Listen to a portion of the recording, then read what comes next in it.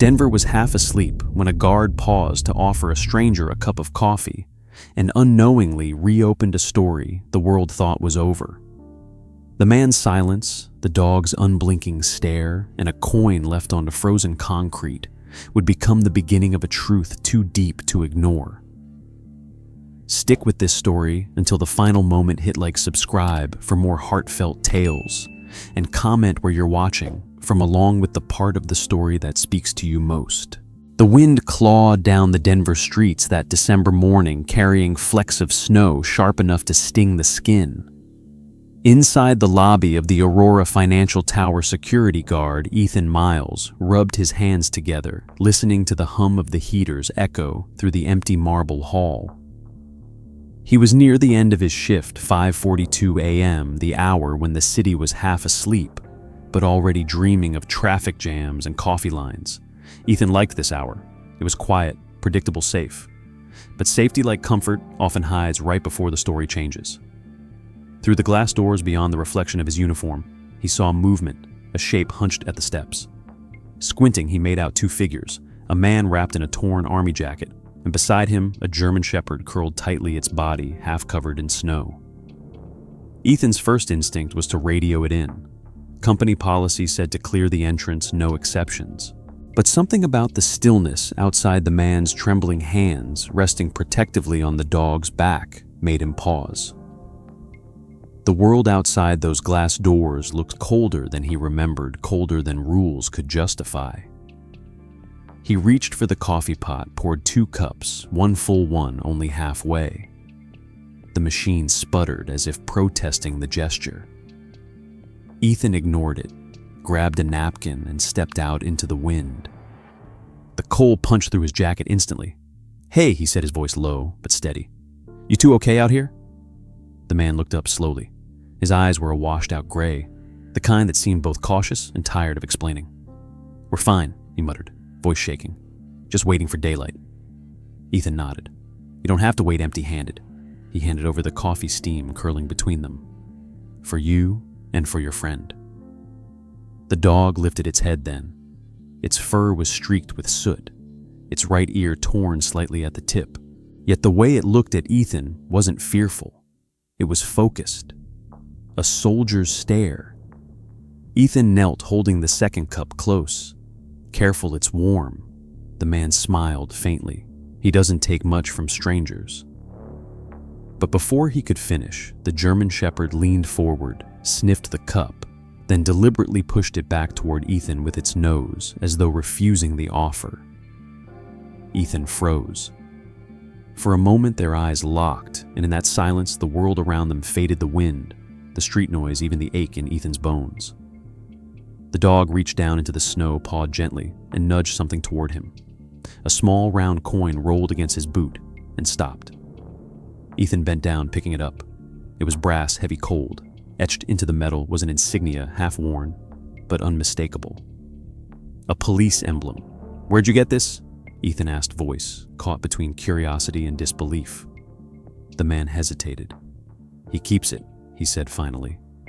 "Always has. I tried to get rid of it once he dug it out of the trash and nearly tore my bag apart." Ethan rubbed his thumb across the coin's surface. The edges were rough, the engraving faded, but there was something hauntingly familiar about it. "Mind if I ask his name?" he said quietly. "Max," the man replied. "His name's Max." Ethan nodded, the name lodging itself somewhere in the back of his mind. "I'm Ethan." The man smiled weakly. "Thanks for the coffee, Ethan." He reached out, shaking the guard's hand with a grip that was both grateful and frail. "You're the first person who stopped in days. Then I'm already glad I did," Ethan said, standing. He wanted to ask more where they came from, how long they'd been out here, but something about the man's silence felt like a wall built long ago. "You two take care of each other," he added, stepping back toward the doors. The dog watched him go, eyes bright under the street lamp. Inside, Ethan set his half-empty cup on the counter, trying to shake the odd heaviness in his chest. The rest of the shift crept by slowly. Around 6:30, he went back to the camera feed, mostly out of habit. He flipped through the exterior angles until he reached the one facing the main steps. The man was still there, unmoving his arm around Max. But what caught Ethan's breath was the moment just before dawn when Max lifted his head and turned toward the camera. For 10 long seconds, the dog stared directly into the lens, motionless eyes, sharp pupils reflecting light like embers. It wasn't the look of an animal startled by movement. It was something else: recognition, awareness. Ethan leaned closer to the screen, chills crawling up his spine. The timestamp read 5:59:47 a.m. He rewound it twice. Each time the dog's gaze held firm, piercing through the screen. Ethan turned off the monitor, sitting in silence for a moment. The heater hummed, and outside the faint glow of sunrise crept over the skyline. When he finally stepped out to lock up, the sidewalk was empty. The man and his dog were gone. Only the faint imprint of paw prints remained in the snow leading toward the alley and fading halfway down the block. Ethan crouched and touched the spot where they had been sitting, the concrete still faintly warm. He almost called after them, but the street swallowed his voice. In his pocket, he felt the weight of the brass coin pressing against his leg. He hadn't meant to keep it, but he couldn't let go either. Something told him this wasn't the last time he'd see them. The way the dog had looked at him, as if remembering, as if waiting, it felt like a thread from a life he'd forgotten to tie up. The next morning arrived in layers of gray light and biting wind. Ethan's boots crunched through fresh snow as he approached the building, still thinking about the man and the German Shepherd. He hadn't slept well. The image of that brass coin kept playing in his mind like an unfinished sentence. When he reached the front steps, they were there again, exactly where they'd been yesterday, as if they had never moved. The man sat cross-legged on a folded blanket, hands tucked into his sleeves, while Max lay across his lap tail, curled around his knees. "Morning," Ethan said, offering a nod. The man looked up, managing a weak smile. "Didn't think you'd come back." "I work here," Ethan replied, lightly holding up a small paper bag. "Brought breakfast, sandwiches." He crouched beside them, his breath forming soft clouds. The man's hands trembled as he accepted one sandwich. "You shouldn't," he murmured. "People already look at us like we don't belong." Ethan shrugged. "Belonging doesn't expire because you're tired." He unwrapped the other sandwich and broke a piece for Max, holding it out carefully. Max sniffed it, but then turned his head away, refusing to eat. Ethan frowned. "Guess he's not hungry." The man chuckled quietly. "He won't eat unless I do first. Habit from the old days." Ethan watched as Samuel. He still didn't know the man's name yet, but soon he would take a small bite. Immediately Max lifted his head, waiting for permission. The man nodded once, and only then did the dog eat. It wasn't random obedience. It was discipline ingrained, practiced almost ceremonial. Ethan couldn't stop staring. "You trained him." The man smiled faintly. "Not me. Someone before me did. He's different." Ethan noticed now how Max's movements were too precise to alert for a regular pet. When the wind gusted, Max shifted his position subtly, placing himself between his owner and the cold. Every breath, every blink calculated. This wasn't just loyalty, it was instinct purpose. "You ever serve?" Ethan asked casually, pretending not to study the dog. The man hesitated once, a long time ago. His tone made it clear the subject was closed. Ethan nodded, pulling out 2 cups of coffee. "You both still cold?" The man took 1 cup gratefully, hands shaking around it. Max sniffed the other cup again, but didn't touch it. Ethan smiled, remembering yesterday. "Still not a fan, huh?" The man shook his head. "He doesn't take drinks unless he's sure it's safe. Always watching out for me." Ethan sat on the steps beside them, the morning oddly quiet, except for the hum of distant traffic. For a while, they just sat like that. 3 souls sharing silence. Then the man finally spoke. "Name's Samuel," he said softly. "Samuel Grant." Ethan smiled. "Ethan Miles." He extended his hand again, and Samuel shook it firmer this time. "You're kind, Ethan. Most guards just tell us to move along." "Maybe I just like dogs," Ethan said, glancing at Max. But truthfully, it wasn't just that. The dog made him feel something he hadn't in years, something close to connection. When his shift started, he reluctantly stood up. "I'll check on you later, all right?" Samuel nodded, pulling his blanket tighter around his shoulders. "We'll be here." He doesn't like moving much these days. Ethan gave a small nod and went inside. Throughout his rounds, he found himself looking out the glass doors every hour, making sure they were still there. Once he thought he saw Max watching him from across the street, it slightly tilted, as if recognizing his shape through the reflection. By the time night came again, snow had started to fall in thick sheets. Ethan grabbed an extra blanket from the lost and found bin and stepped outside. Samuel was asleep against the wall, Max lying perfectly still, his nose pressed against his owner's chest. Ethan draped the blanket over them gently. Max's eyes flicked open but didn't move, just watched him quietly. "Easy boy," Ethan whispered. "Just keeping you both warm." The dog blinked once, slow and calm, then closed his eyes again. Ethan returned to his booth, leaving the security lights dimmed so the brightness wouldn't wake them. Near midnight, curiosity got the better of him. He opened the surveillance feed again.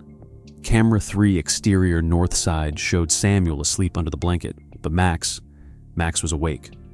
For hours, the dog didn't shift an inch, his gaze fixed forward. At 2:17 a.m., he suddenly stood ears alert and turned directly toward the lobby camera. For the second night in a row, he seemed to stare straight into Ethan's eyes through the screen. 10 seconds, no movement. Then Max slowly sat postured tall and dignified like a sentinel on duty. The timestamp ticked forward, and Ethan couldn't look away. At 4:03 a.m., the camera caught something else, a man stumbling across the sidewalk, drunk, kicking over a trash can near the steps. Max didn't bark. He didn't even growl. He simply stood moving between the stranger and Samuel, eyes locked on the man until he passed. Once the street was quiet again, Max settled back down, nose against Samuel's chest, the perfect guardian. Ethan leaned back in his chair, a tightness in his throat he couldn't explain. He had seen police dogs work before years ago during a facility inspection, but none had that same quiet intelligence, that same unspoken grace. This wasn't random. This was training deep and permanent. When his shift ended, Ethan stepped outside again. Dawn light was beginning to show, painting the snow in gold streaks. Samuel stirred awake, blinking at him.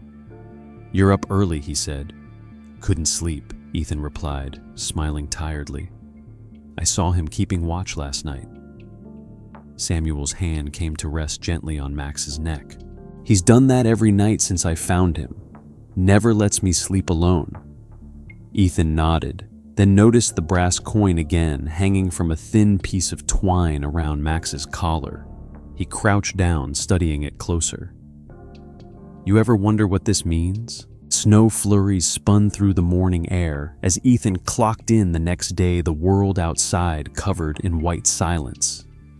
He carried his thermos of coffee and a paper bag of breakfast, stepping through the glass lobby doors that still echoed yesterday's quiet exchange. Out on the steps sat Samuel and Max, again huddled close, their forms etched like a photograph that refused to fade. Ethan waved from inside, but Max had already lifted his head before Ethan even reached the doors, eyes locked on him through the glass, as if expecting his arrival.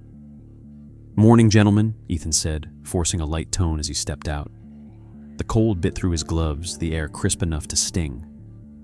"You're early," Samuel murmured with a faint smile.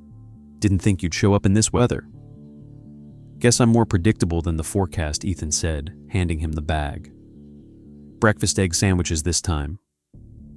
Samuel accepted it with quiet gratitude, his hands trembling as he unwrapped the food.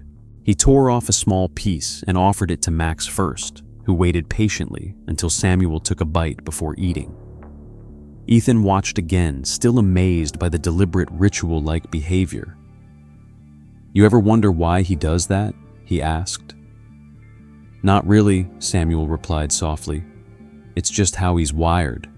Been that way since the day I found him." "Found him," Ethan echoed, where Samuel hesitated, staring into the distance, near the old rail yard west of Denver. He had burns along his side and a broken leg.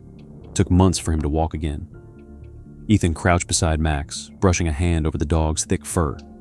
"You're a tough one, huh?" Max's tail thumped once against the ground, slow and deliberate.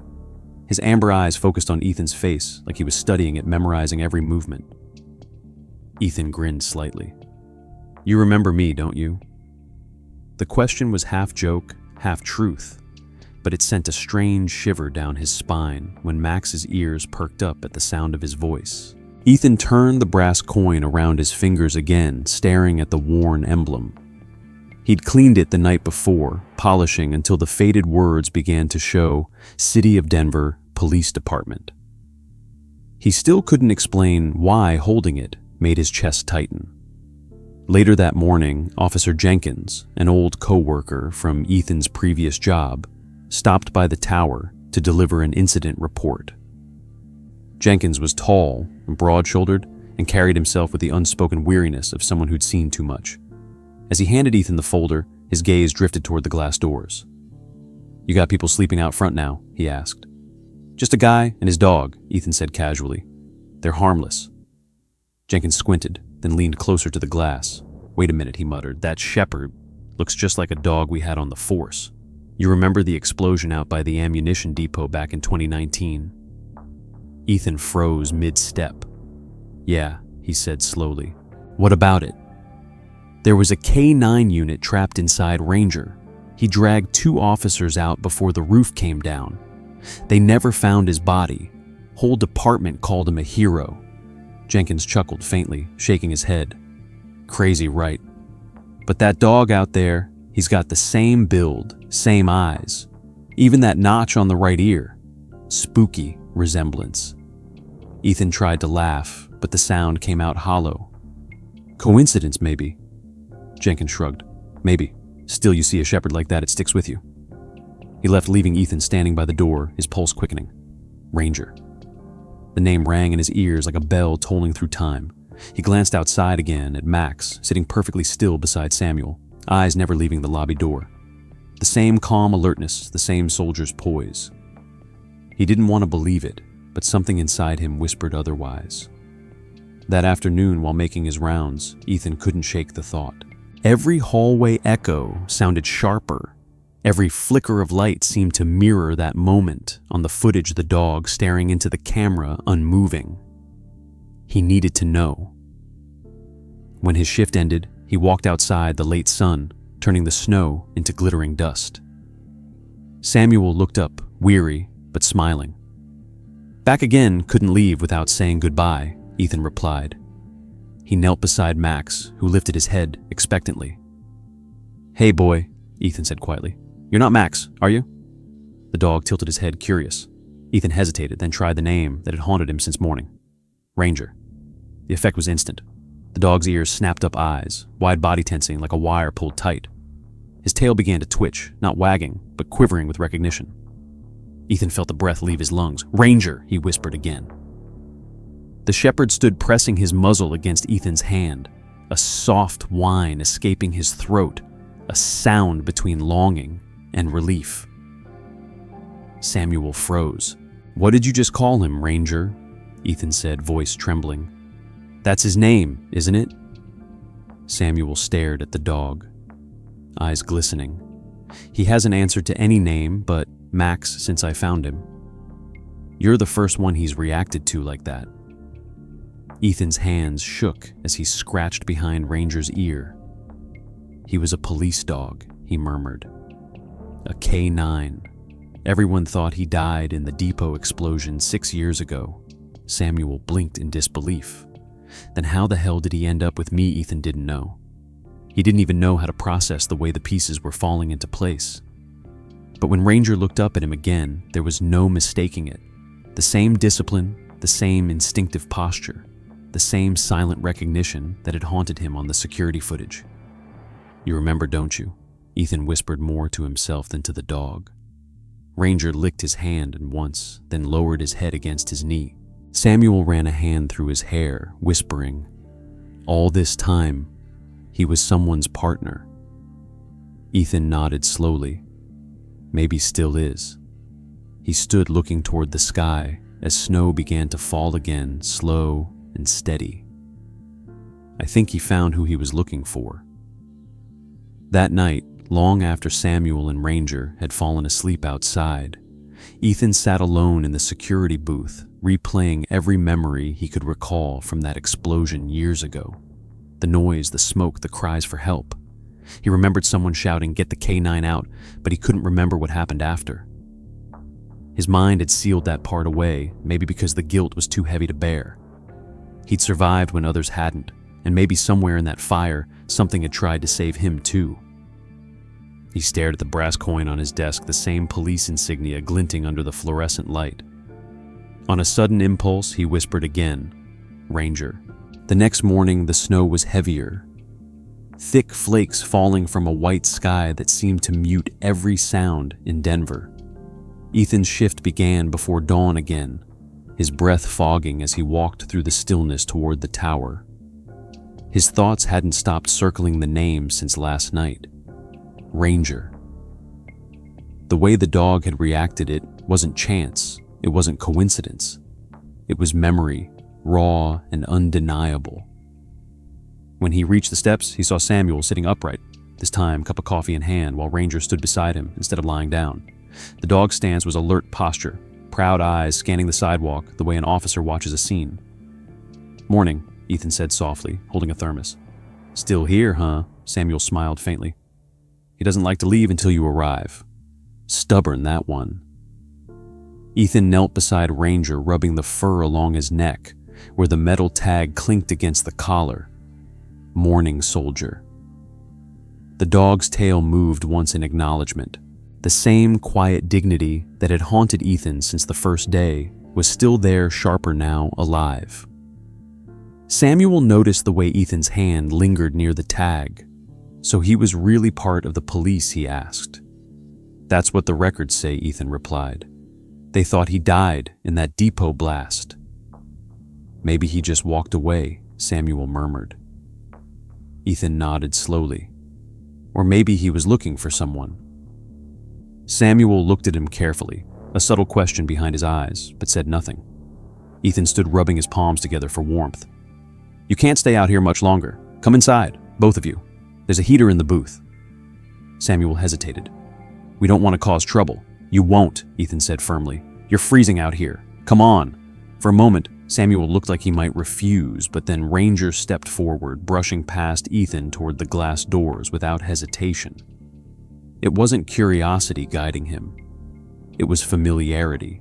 He walked straight through the lobby, not sniffing or hesitating, instead stopping at the hallway that led to the security office, as though he already knew where to go. Ethan blinked, stunned. "He's been here before," Samuel frowned. "Never. At least, not with me." But Ranger didn't look lost. He padded calmly through the hall, past the elevator bank, toward the small booth at the end of the corridor. When Ethan unlocked the door, the shepherd stepped inside, circled once, and sat down next to the heater like he was reporting for duty. Samuel followed, shaking his head in disbelief. "It's like he knows this place." Ethan watched him unease and wonder, twisting together. "Yeah," he said quietly, "like muscle memory." They spent the morning there, the warmth from the small heater filling the booth. Samuel sipped his coffee while Ethan reviewed camera feeds. Ranger lay against the door, occasionally lifting his head whenever footsteps echoed in the hallway. It wasn't random. He reacted only to certain sounds, low male voices, heavy boots, keys, jangling all triggers that once meant officer approaching. Ethan tried to focus on his work, but the more he watched Ranger, the harder it became to ignore the patterns. Every subtle movement, every careful glance was part of training, not survival. At one point, Ethan opened the small cabinet beneath the desk to grab a spare flashlight, and his fingers brushed against something metallic. He pulled it out, a small, half-burned K9 tag, edges warped from heat. The name engraved on it was incomplete, the letters half-eaten by fire or anger. Ethan's pulse quickened. He turned it over, finding a partial serial number beneath it. It wasn't coincidence anymore. It was confirmation. He turned toward Ranger, who was now standing eyes fixed on the tag, as though recognizing it. Ethan knelt down, showing it to him. "This yours, buddy." Ranger stepped closer, sniffed the tag, then gently pressed his nose against Ethan's palm before lowering his head against his leg. Samuel leaned forward, whispering, "That was under your desk." Ethan nodded. "It must have been from before my time here. The building used to house a police operations unit before it was sold to Aurora Financial." Samuel let out a long exhale. "So he's come full circle." Ethan stared at the tag, still warm in his hand despite the chill. Or maybe he never left. The rest of the day passed quietly, each man lost in thought. At one point, Samuel spoke softly, almost to himself. "When I found him, he was limping through the wreckage near the train yard. He wouldn't let anyone touch him. It took me weeks to earn his trust. But when I did, he stayed. Never once ran off, never once left my side." Ethan studied the older man's face, seeing something fragile behind his calm years of loneliness that mirrored his own. "You saved him," Ethan said. Samuel shook his head slowly. "No, I think he saved me."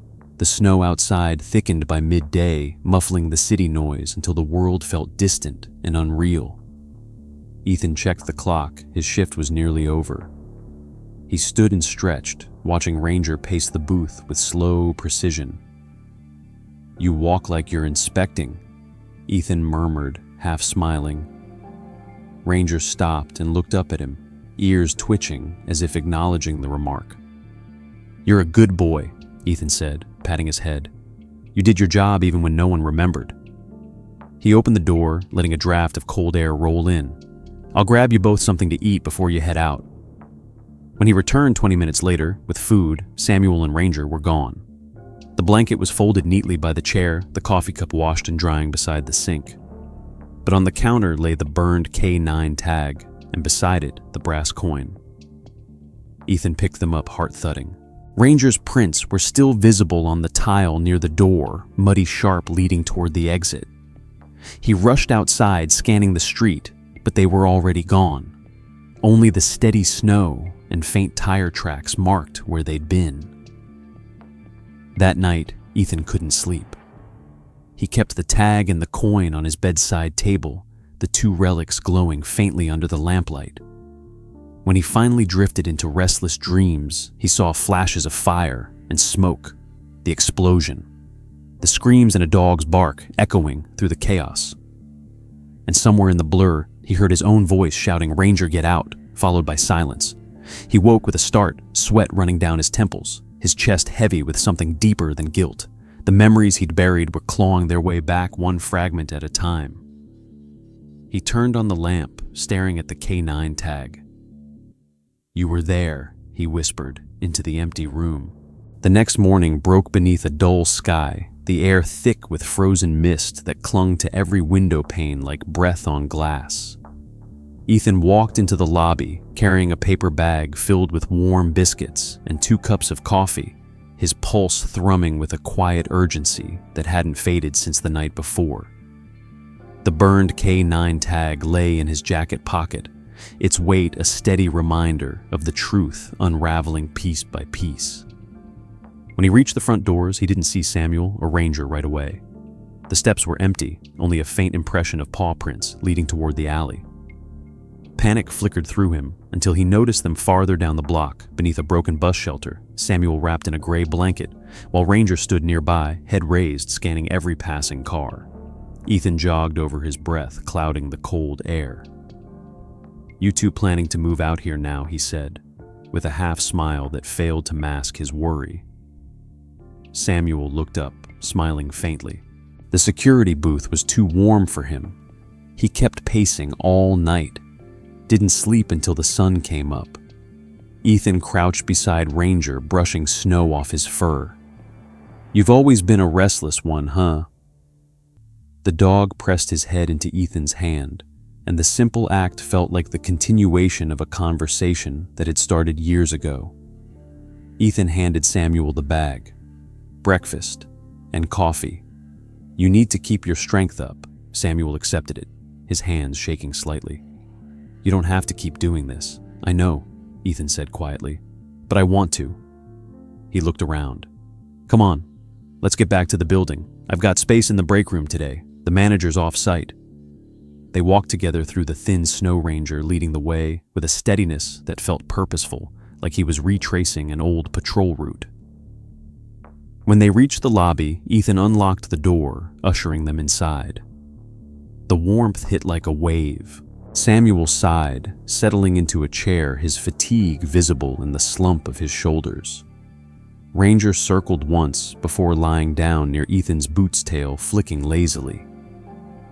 As Samuel reached for his cup, his old wallet fell from his coat and hit the floor, scattering a few faded papers. Ethan bent down to pick them up, his eyes catching on something tucked between two worn receipts, a small photograph folded in half, its edges blackened and crisp. Without thinking, he unfolded it, and his breath caught. The picture showed a group of police officers standing beside a line of canine dogs. The image was old, maybe 7 or 8 years, and most of the faces were smudged or burned, but one detail was clear.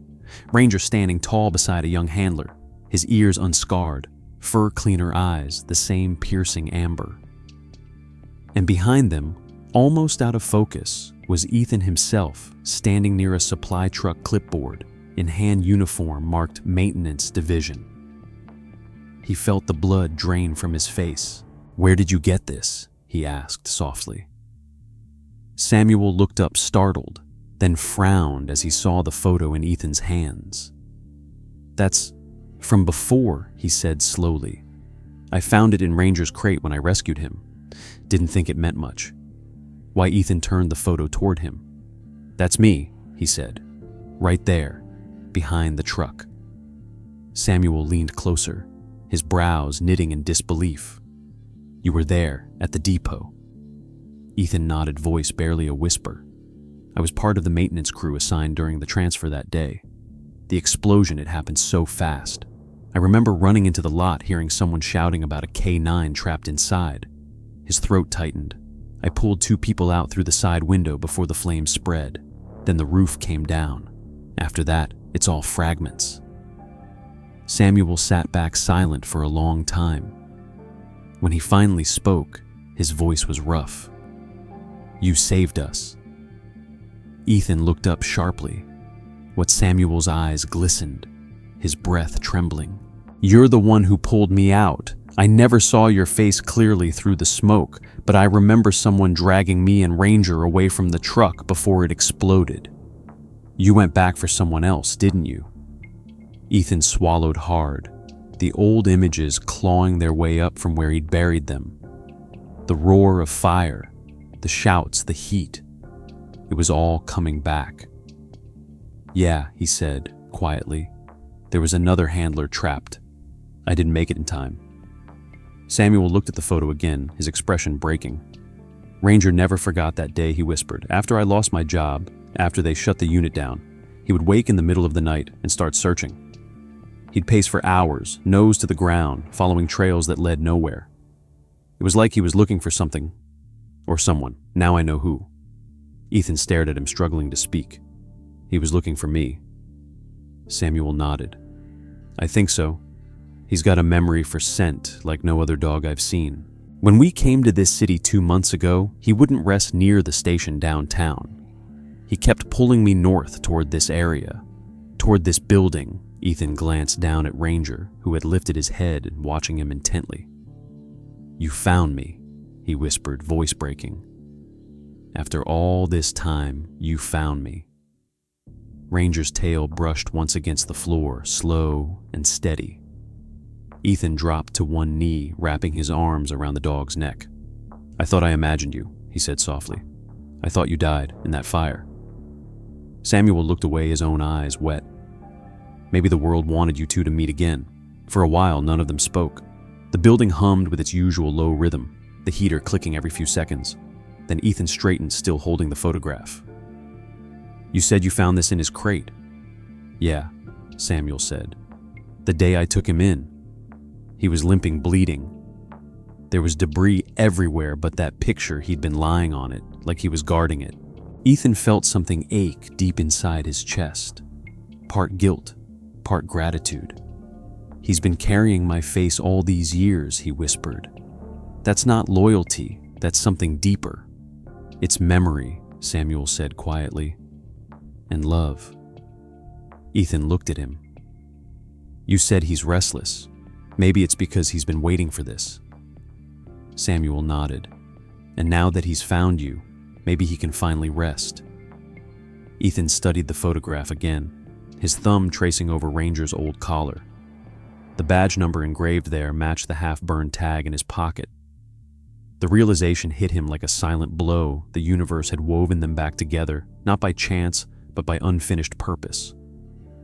Later, when Samuel and Ranger dozed off in the booth, Ethan sat alone, staring out through the glass at the street beyond. Snow fell softly, blanketing everything in white, as if the city itself wanted to keep their secret safe. He looked at the photo again, then tucked it carefully into his wallet beside his ID. "You found me once," he murmured to the sleeping dog. "I won't lose you again." That night after they left, Ethan placed the burned tag, the brass coin, and the photograph together on the desk under the small lamp's glow. The snow had melted into slick gray puddles by the time Ethan arrived at work the next day, the sky low and heavy with rain. He carried the same worn photograph in his wallet, feeling its presence every time his hand brushed against the leather. The events of the past few days had left him restless. He had spent the entire night replaying Samuel's words about Ranger following his scent, about destiny, about how the universe had somehow tied their paths together again. When he entered the lobby, Samuel was already there, sitting quietly with Ranger beside him.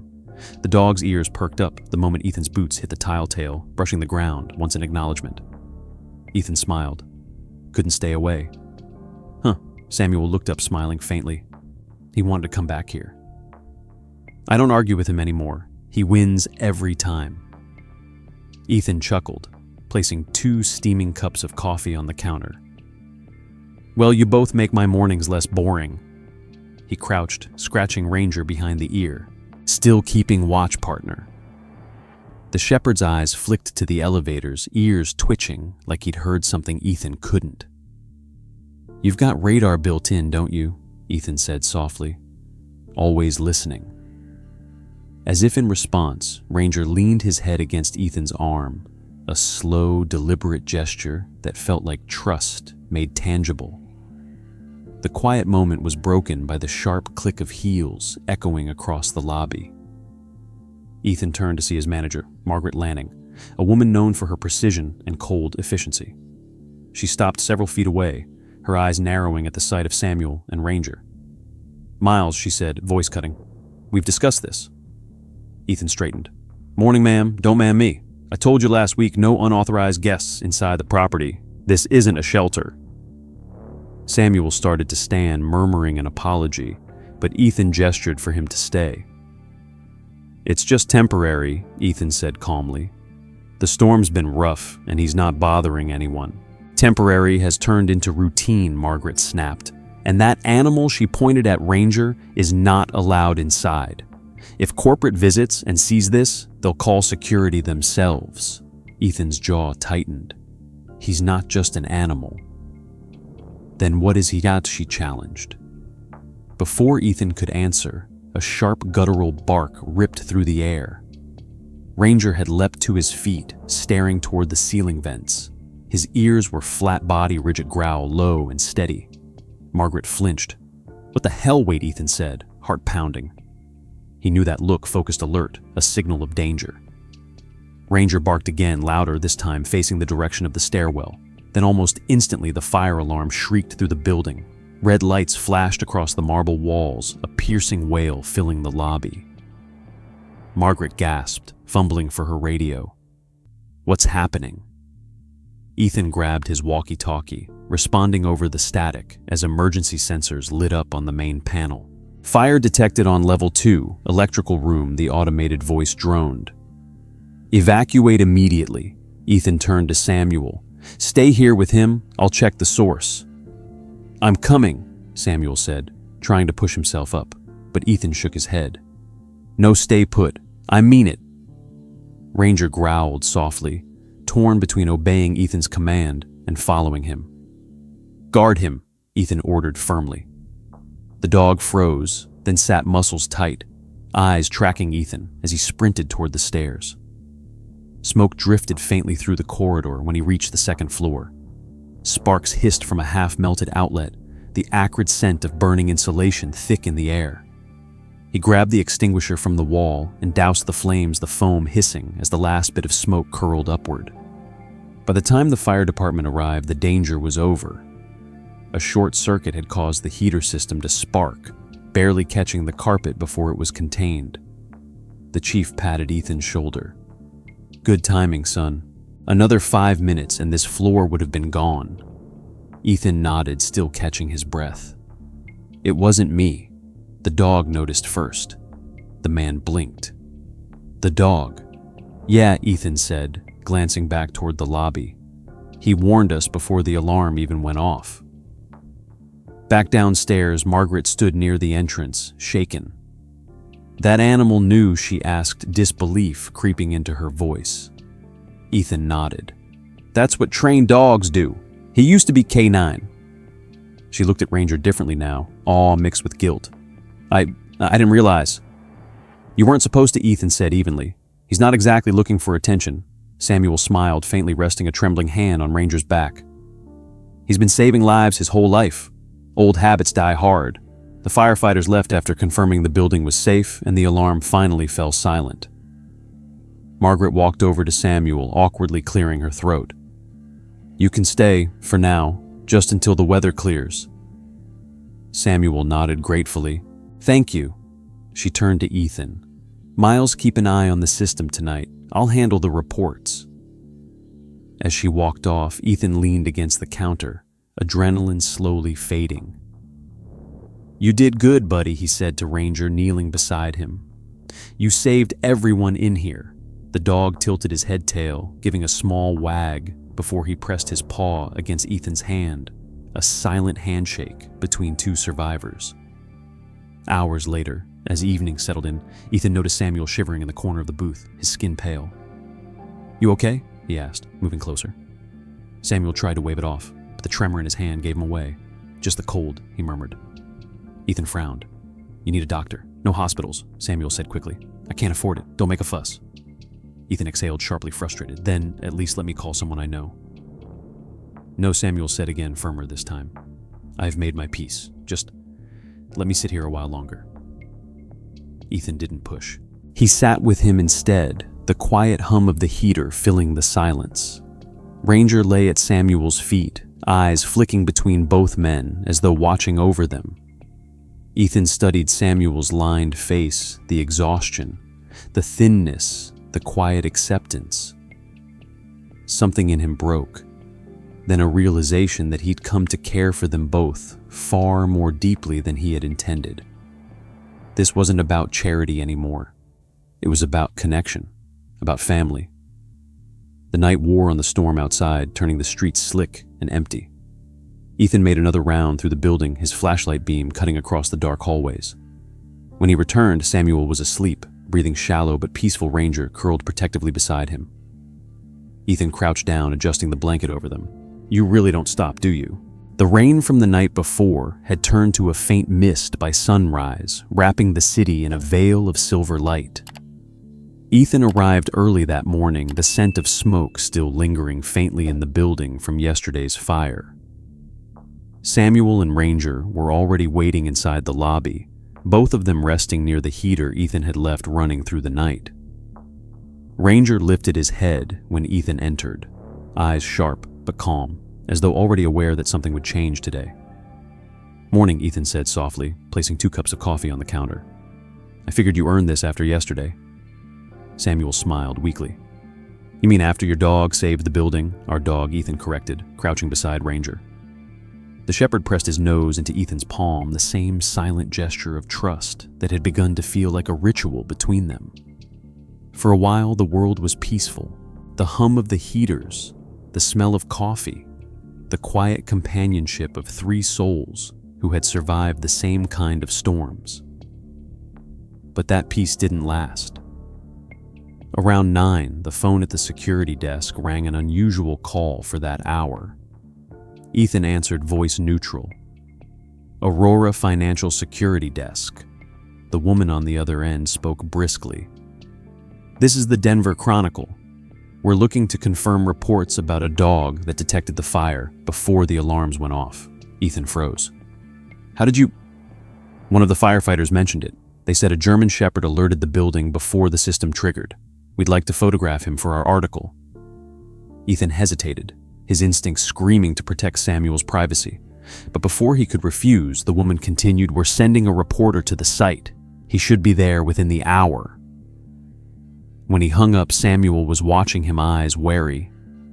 News, apparently someone talked, Ethan muttered. They want to write about Ranger. Samuel sighed, rubbing his temples. I don't like attention, I know, Ethan said. But maybe it's time people remember what he's done. Samuel looked down at Ranger, who lay quietly at his feet, tail sweeping once against the floor. He's not doing it for praise, Samuel said softly. He's just doing what he was born to do. Ethan nodded. I know, but still, people should know heroes come in fur too. The reporter arrived later that morning, accompanied by a photographer and unexpectedly a tall, older man in a gray overcoat. The man's presence immediately changed the air in the lobby, calm, heavy, commanding. The photographer began setting up while the reporter spoke to Margaret, but the older man ignored them all. His gaze had fixed instantly on Ranger. He approached slowly, as though approaching an old ghost. That can't be, he murmured under his breath. It just can't. Ethan stepped forward. Sir, can I help you? The man blinked, snapping out of his trance. You're Ethan Miles. Yeah, Ethan said cautiously, and you are Captain Harold Harlow, Denver Police, retired. He reached into his coat pocket, pulling out a faded folder. I saw the article draft this morning. They sent me a photo of the dog. I needed to see him myself. He knelt down slightly, his knees cracking with age, and stared into Ranger's eyes. Ranger, he said softly. The shepherd froze, head tilting slightly, then took one step forward and sniffed the man's hand. Harlow smiled sadly. It's you. I'd know those eyes anywhere. Ethan felt the breath leave his chest. You're saying this is really him? Harlow nodded slowly. K-947, Ranger, officially declared missing in action after the depot explosion. We searched for weeks, never found a trace. The city gave him a memorial, a plaque. But this... He shook his head, eyes glistening. This is a miracle. Samuel shifted uneasily. You sure he's been through hell since then? Oh, I'm sure, Harlow said. That scar on his side? That's where the beam hit him. I was there when the medics tried to pull him out. He broke free, went back in for someone else. Ethan frowned. Someone else? Harlow looked directly at him. You. Ethan froze. The world seemed to tilt the sound around him, dulling to a single muted pulse. What you were working maintenance that day, weren't you? Harlow continued. We pulled your personnel file after the fire. You were one of the few survivors from that sector. Witnesses said they saw a dog drag a man by the collar out through a side door before disappearing into the smoke. That was Ranger. You owe him your life, son. Ethan stared down at the shepherd, memory flooding back in fractured images. The roar of flames, the sting of smoke, the blinding light of the explosion, and then the feeling of being pulled, dragged, the world narrowing to the sound of claws scraping concrete, and a desperate bark echoing through fire. His throat constricted. He saved me, he whispered. Samuel looked at him with dawning realization. Then that's why he recognized you. Ethan knelt, placing his forehead against Ranger's, his voice trembling. You saved me once, didn't you? You never stopped guarding me. Ranger closed his eyes and leaned into him, his chest rising and falling slowly. Harlow exhaled heavily. I don't know what kind of miracle brought you two back together. But I'd call it divine if I still went to church. He straightened with a quiet groan, turning to Samuel. You took good care of him. The department would be proud. Samuel nodded, his face pale but peaceful. He took care of me first. I just returned the favor. The photographer clicked a few more shots, capturing the moment the officer who once commanded him, the handler who saved him, and the man he had saved, now reunited after years of loss. Harlow rested a hand on Ethan's shoulder.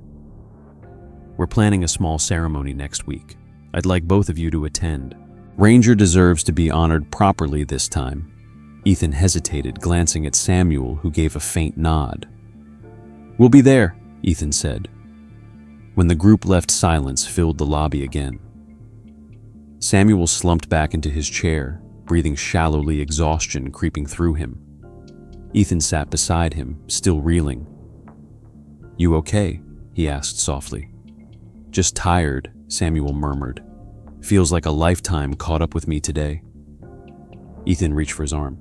You did good, old man, Samuel chuckled weakly. He did all the work. Ethan looked at Ranger, who was now sitting between them, head resting on Samuel's knee, eyes half closed but still alert. You remember everything, don't you? Ethan whispered. All those years, you were still protecting me. Ranger blinked slowly, as if to say yes. The hours that followed passed in a dreamlike haze. Employees stopped by to bring treats for the dog. Strangers who had seen the news peeked through the glass to catch a glimpse of the hero, Shepherd. But for Ethan, none of that mattered. The story of the German Shepherd who saved an office building before the alarms went off spread across Denver faster than anyone expected. Within 2 days, the Chronicle article had been shared on every local news site, and pictures of Ethan, Samuel, and Ranger filled social media feeds. People stopped outside the Aurora Financial Tower to take photos through the glass, pointing at the dog who had become a symbol of loyalty and bravery. Ethan wasn't used to attention. He'd always been the quiet kind, the man who watched others from behind the glass, keeping the world safe, but never part of it. Now, every stranger who smiled or waved reminded him that something extraordinary had been sleeping in the shadows beside him all along. The city police reached out soon after Captain Harlow's visit. They wanted to honor Ranger officially, to give him the medal he had earned years ago but never received. Ethan tried to argue that the dog didn't need medals, but Harlow insisted. He deserves it, son, he said over the phone. And so do you. Closure's not about glory. It's about peace. Ethan hesitated, then agreed. The ceremony was scheduled for the following Friday at the police headquarters. The morning arrived cold and bright, the kind of winter day when sunlight bounced off every car window like shards of glass. Ethan helped Samuel out of the car, slowly, one hand under his elbow. The old man looked thinner than ever, his skin pale beneath the heavy coat Ethan had lent him. You sure you're up for this? Ethan asked. I'm not missing it, Samuel said firmly. He's been waiting a long time for this. Ranger walked ahead of them, leash loose, but unnecessary, his pace measured calm, the composure of a soldier walking to formation. The crowd inside the hall was larger than Ethan expected. Officers, firefighters, city officials, and dozens of civilians who had come after reading the story. Banners hung on the wall with photos of K-9 units past and present. Near the front sat a large framed portrait of Ranger from his service days taken years ago when his fur was less gray, his eyes brighter but no less wise. Ethan swallowed hard as he looked at it. For a moment he saw flashes of smoke, fire and chaos, but then he looked down at the real Ranger walking calmly beside him and remembered that they had made it through all of that.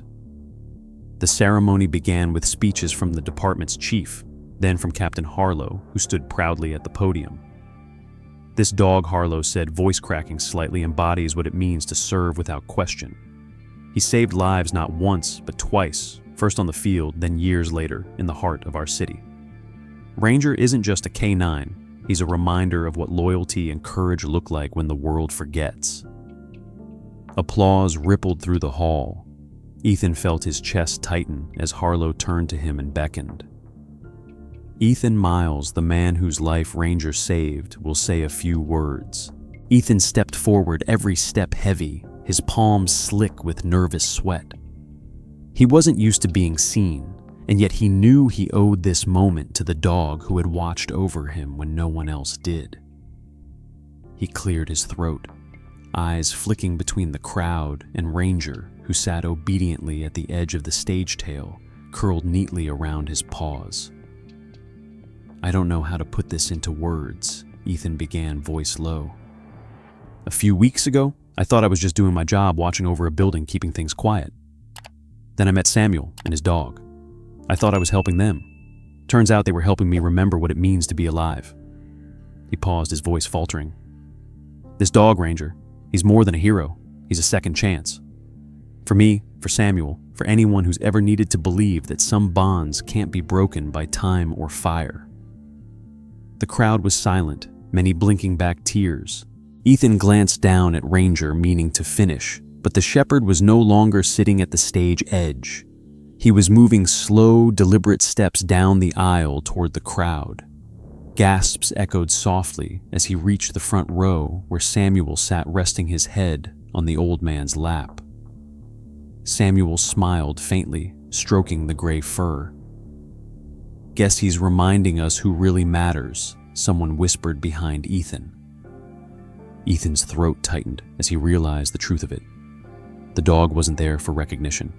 He was there for Samuel, for the man who had kept him alive when the world stopped seeing his worth.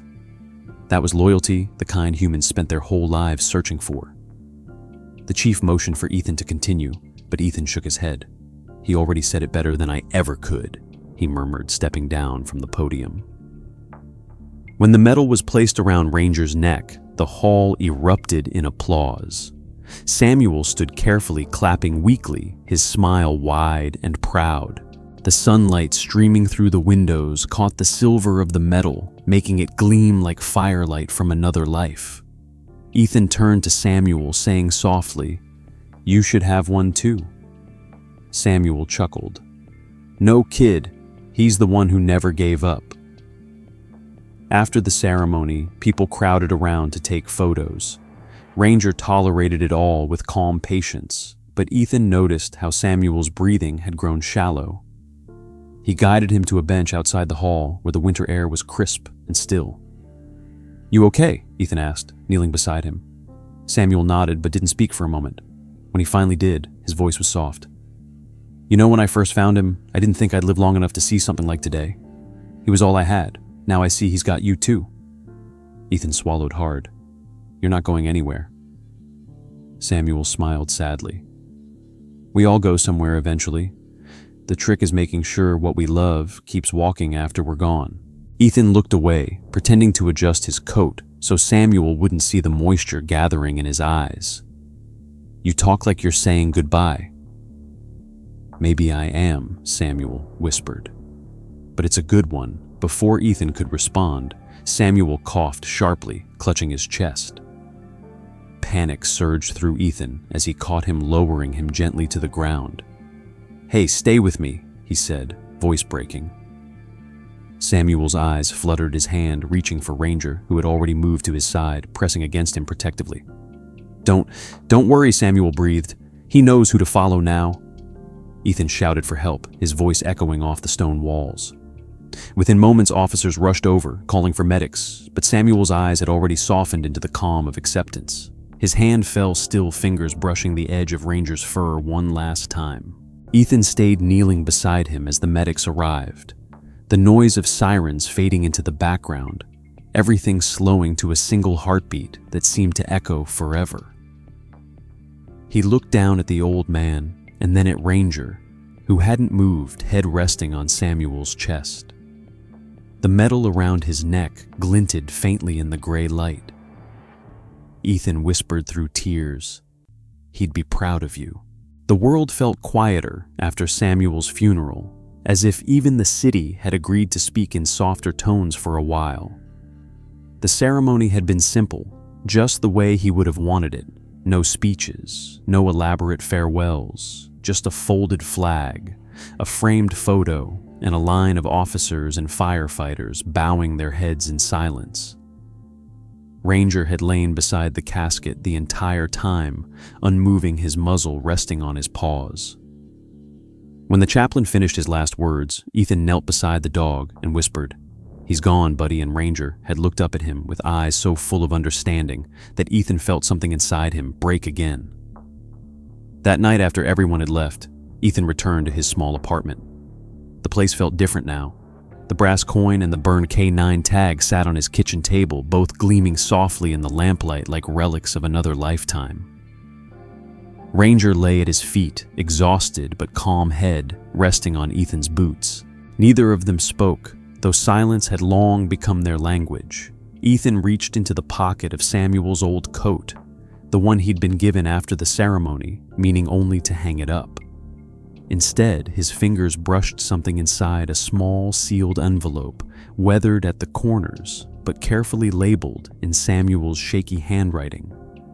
It read, "For Ethan Miles when it's time." He sat down slowly, unfolding the letter with trembling hands. Inside were 2 items, a single silver key, and a note written in Samuel's familiar uneven script. "Ethan," it began, "if you're reading this, I'm where I belong and so is he. You once pulled me and Ranger from fire when the world was ending around us. I spent years trying to repay that debt, but the truth is, neither of us ever could. You gave us time, and Rangers never stopped searching for you. The key belongs to Locker 17 at Union Station. I kept something there that belongs to you both. Don't wait too long to open it. Some promises deserve to rest together." Ethan sat frozen, his throat closing as he read the words again and again. The air in the apartment felt heavy, the kind of weight that pressed not just on the chest, but on the soul. He looked down at Ranger, who was watching him with quiet eyes, as if sensing what the letter meant. "You knew, didn't you?" Ethan whispered.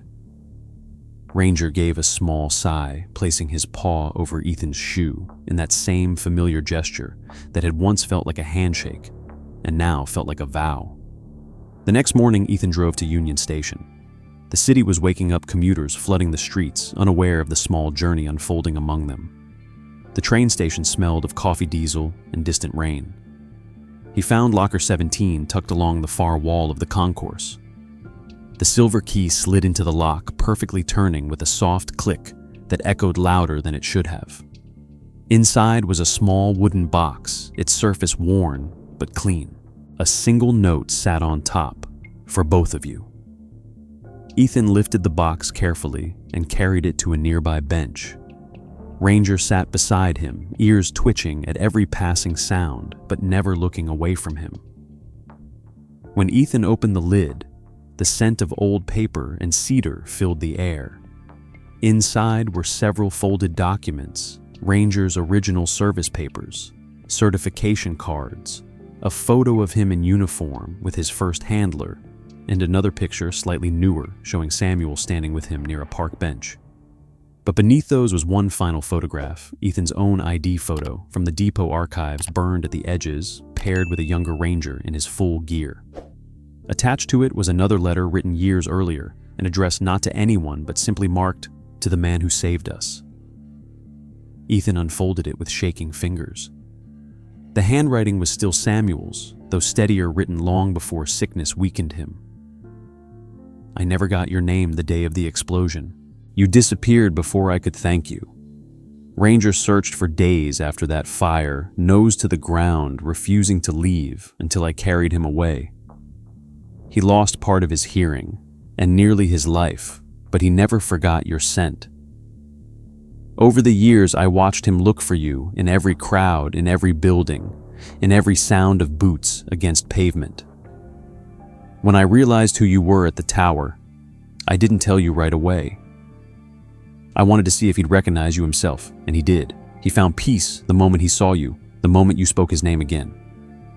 I'm not leaving him behind, Ethan. I'm returning him to where he belongs. You were his beginning, and now you're his home." Ethan's hands trembled as the words blurred through tears. He closed the letter and pressed it to his chest, the ache in his heart both painful and grounding. "He really planned all of this," he murmured. Ranger nuzzled his hand gently as if agreeing. The dog's eyes reflected something deeper than grief. They carried a quiet, ancient wisdom that no human could fully name. Ethan placed the letter and photographs back into the box, then reached for the small envelope tucked beneath the papers. It contained a worn leather collar older than the one Ranger wore now. The tag attached to it read simply, Ranger K947, Loyalty Beyond Duty. He held it up to the light, the metal glinting faintly like a heartbeat. He wanted you to wear it again, Ethan said softly. Ranger stood still as Ethan replaced the tag on his collar, the motion slow, reverent, final. There, Ethan whispered, that's where it belongs. They sat at the station for a long time, watching trains arrive and depart, the sound of announcements blending with the rush of footsteps. Life was moving on all around them, but for Ethan and Ranger, time had slowed to something sacred. He reached down, scratching behind the dog's ears. You know, he said quietly, he wasn't just talking about you. He meant me too. You found me, Ranger. I didn't even realize I was lost. Ranger leaned into him, pressing his weight against Ethan's leg. The crowd blurred into a hum, the noise fading until only the rhythm of their breathing remained. When Ethan finally stood to leave, he tucked the box under his arm and took one last look at the locker. It stood empty now, just a hollow space where the past had rested until the present was ready to receive it. On the way out, a little girl pointed at Ranger and smiled. That's the hero dog from the news, her mother whispered. Ethan smiled faintly, but said nothing. As they stepped outside, the wind picked up, carrying with it a single dry leaf that danced in the air before landing near Ranger's paws. The dog looked up at Ethan, and for the first time in weeks, the man felt something close to peace. The first winter after Samuel's death was the longest Ethan could remember. The days stretched slow and pale, and the nights came early, blanketing the city in silence. He still worked the same security shift, the same cold lobby filled with the hum of lights and echo of his footsteps. But everything felt different, now quieter, yet somehow fuller.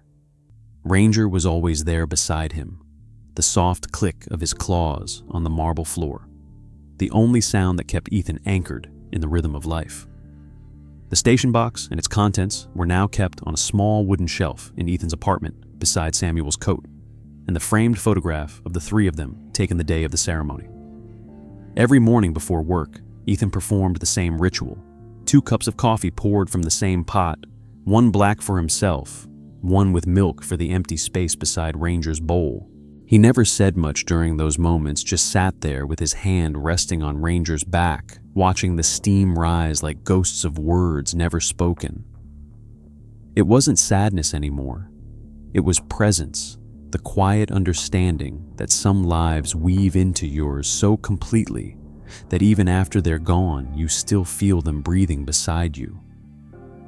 Months passed like that each morning, beginning the same way, until one particular day when the first heavy snow of the season began to fall. The streets were white and muffled the air, sharp but clean.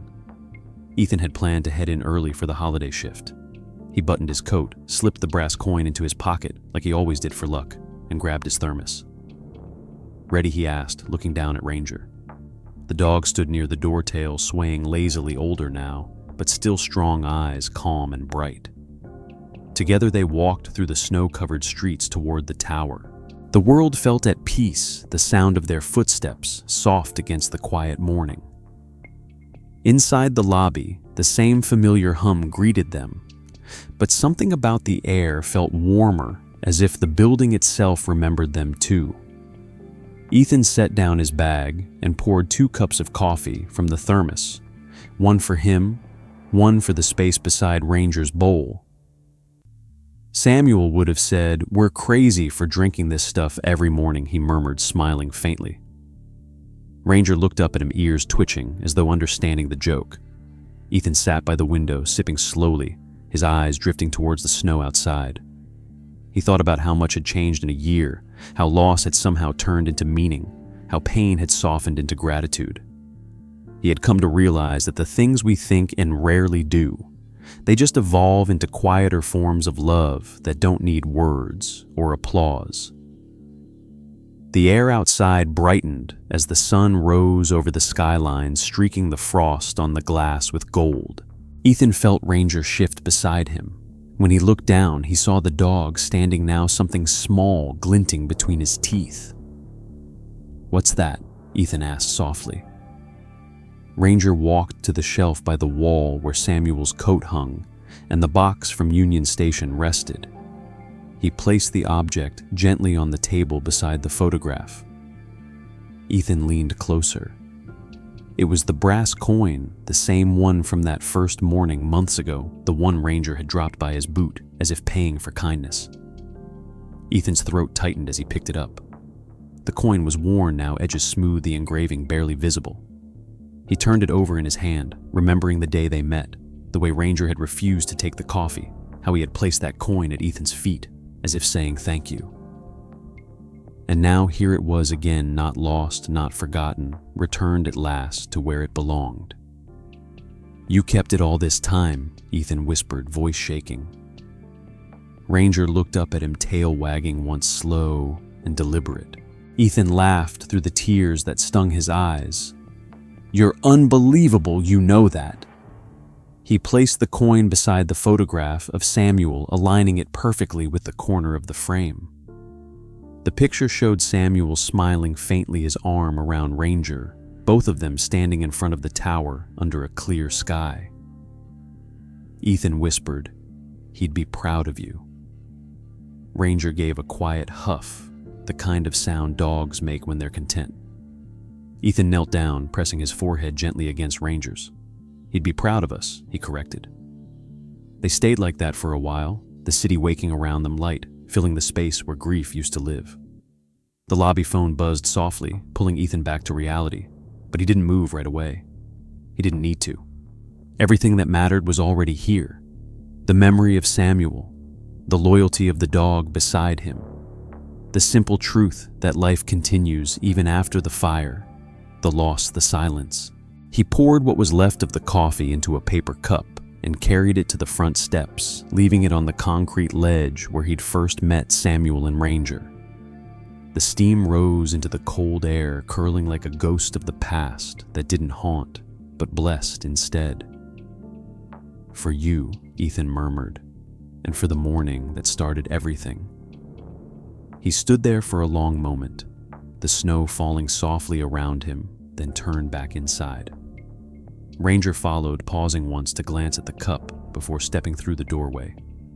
Later that night, after his shift ended, Ethan returned home and sat by the window with Ranger asleep at his feet.